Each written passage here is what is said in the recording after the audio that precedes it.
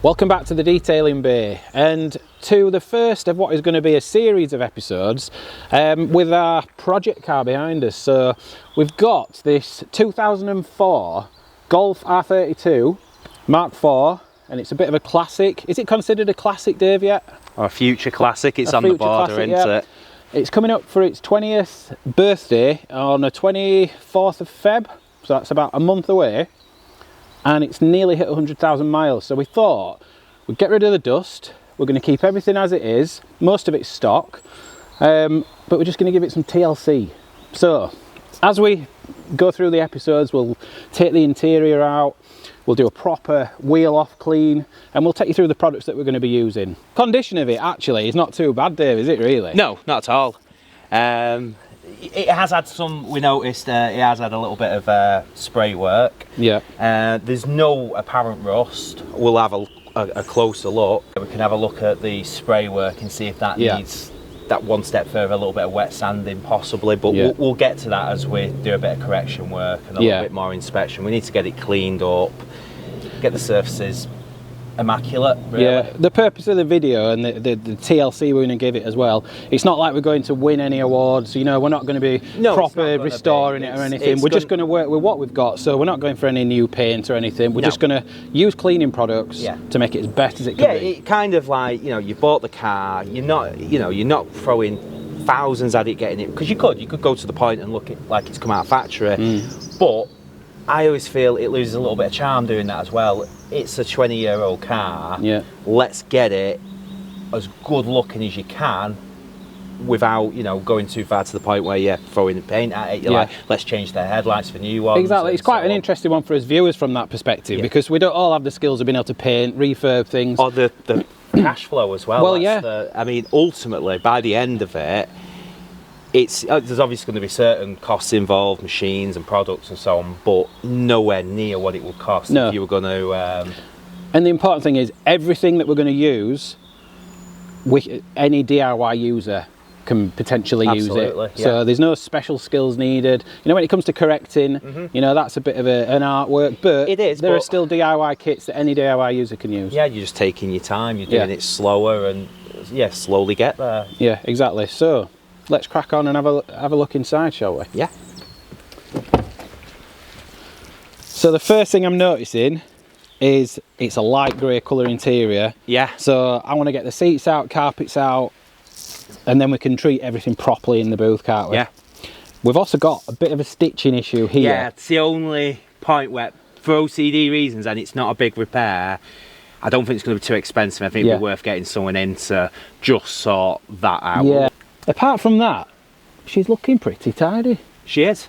She's standard, upgraded head unit. You see, I want to put the OEM head unit back in that. We'll have to have a look. It's a cheap one on eBay. Let's see if we can find one. It's got to be cheap. OEM head unit in, But everything else, it just needs a bit of TLC. It does. It's showing its 20-year age and just built up dirt.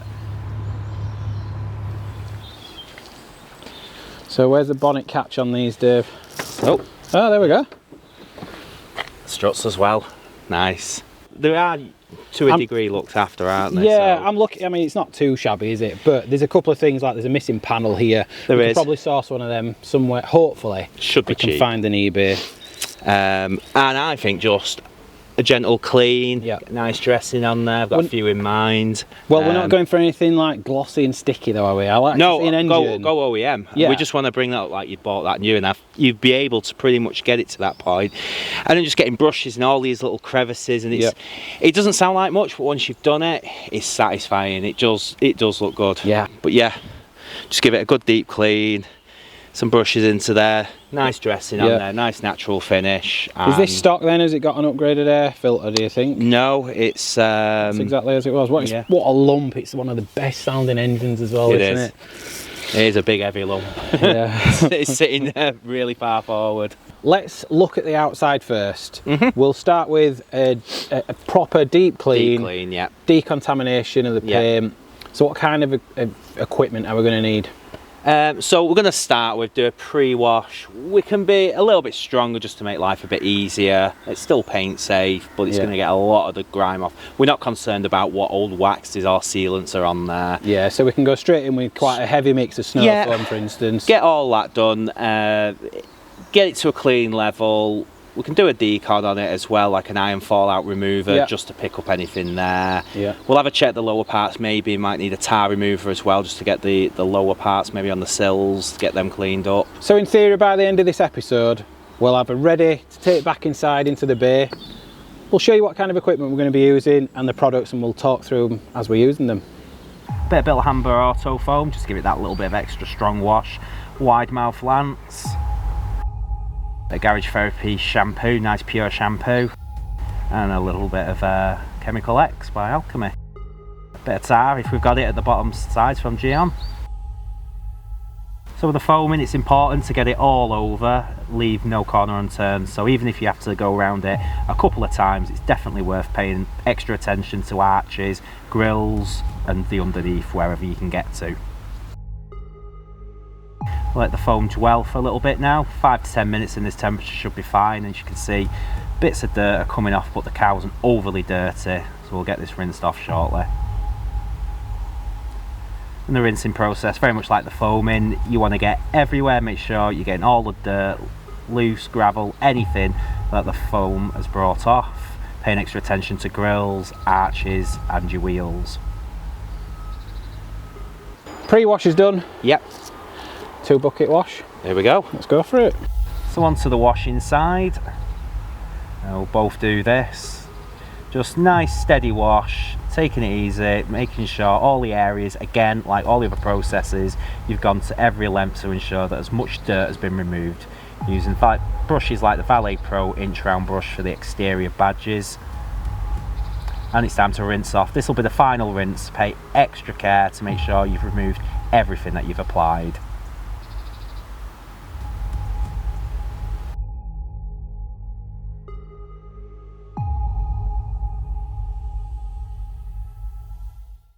Right, it's been snow foamed, it's been washed, rinsed, time to dry before we do the fallout. So what drying towels have we got here, Dave? These are triple twist. Yeah, you've got a duplex large, pure star, and I've got a medium.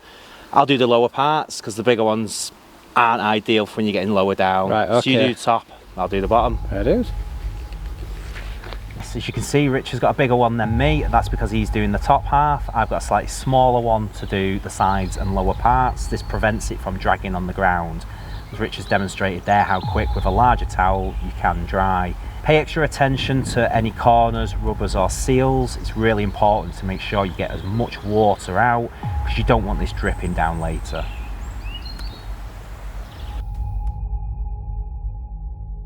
So we've washed it, dried it now, so it's time for some decontamination. So we've got a fallout remover. Yep. At what stage do you use a fallout remover? Because I always thought you'd use it whilst the car's wet. No, you're diluting it. Right, you want as much as that product. It's not going to have any adverse effects if you do it while it's wet, but in fact you put it onto water as well. And Makes a lot of sense. So if you do it onto a dry car, you're getting all the products. And then with them usually being a dearer product as well, you want to get the most out of it. I don't think we're going to get a lot of reaction here, are we? It's been stored inside. Yeah, we're not, but they have cleaners in there as well. It's just an extra step you may as well do along the journey of that deep clean. Right, let's get cracking. Yeah. So we've given that spray on there, giving it a good lather in. I'm not expecting to see any reaction. No, I'm not, and it's a shame it's not going to, but like I said, there's still cleaners in there, and if there's any little bits, you may not see them, but at least it's been done. Peace of mind. The eagle eye amongst you will notice that we haven't touched the wheels, and that is where a lot of people think actually a fallout remover is for the wheels, but we're leaving the wheels for another episode. But just cover that fallout removers are not just for your wheels. They're not just for your wheels, and there is a separation, and we'll probably best covering that when we do wheels, what the differences are. But yeah, you'll always get a good reaction on wheels just from what they go through. But yeah, I'm not expecting a big reaction. It has been stored indoors. Yeah. But there's still cleaners on there, and it's peace of mind because on the darker colours you can't see it anyway, so you may as well do it for the sake of it, to know you've done a thorough job. Left it a couple of minutes, time to rinse it.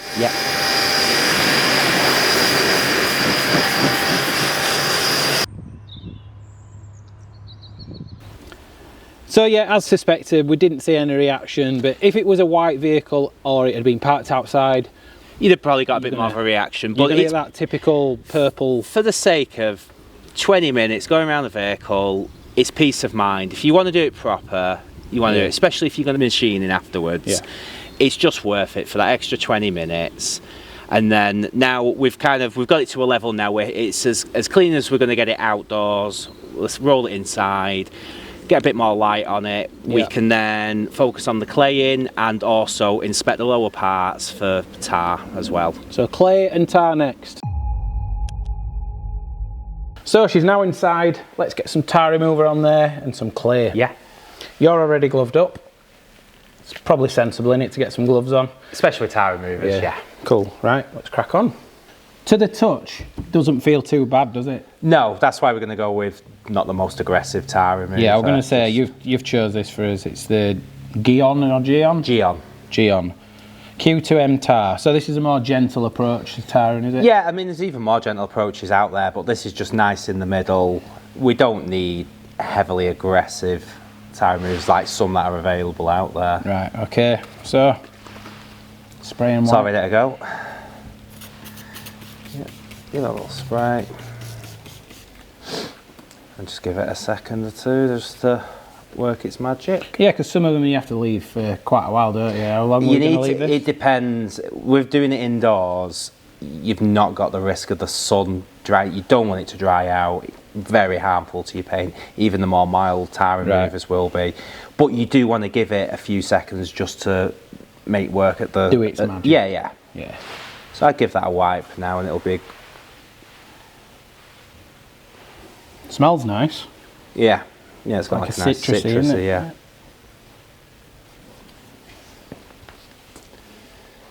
And you'll probably find, even if you don't bring tar off, it will still bring stuff that was more bonded. Yeah, sap and maybe other bits. It's definitely lifted. To say that was touch clean, yeah. Don't know if you can see that on the cloth, but it's definitely lifted something. Yeah.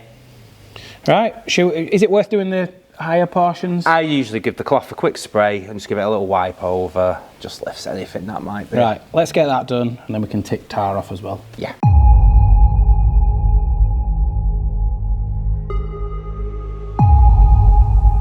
Next job is clay. Yeah. So let's get the clay bar, clay lube, and then we're pretty much done, aren't we? Yeah. With the chemicals on the paint, and then it's going to be paint correction. So let's get this final stage out of the way and get the clay. Yeah. And what's the best tip for getting your clay bar from that into something you can use on your paint? Start rolling it in the hand. Give it a get roll. It a little bit warm, and then flatten it off with your thumbs. It's about the size of a 50p. Gone for the Alchemy soft clay bar and cube lube. Any particular reason for this? Good price. We don't need to be overly aggressive. Right.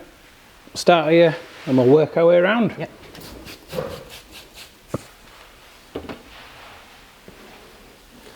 Feel a roughness coming through. It's pretty smooth, to be honest. You can feel a little bit of grab just up there. But it does feel pretty smooth. Can you never have too much lube? No. Well, the arches should bring something up.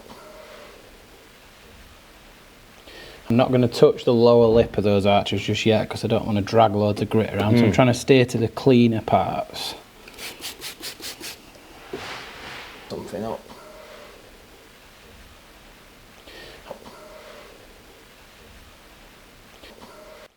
It's still picked some bits up. It has actually, yeah.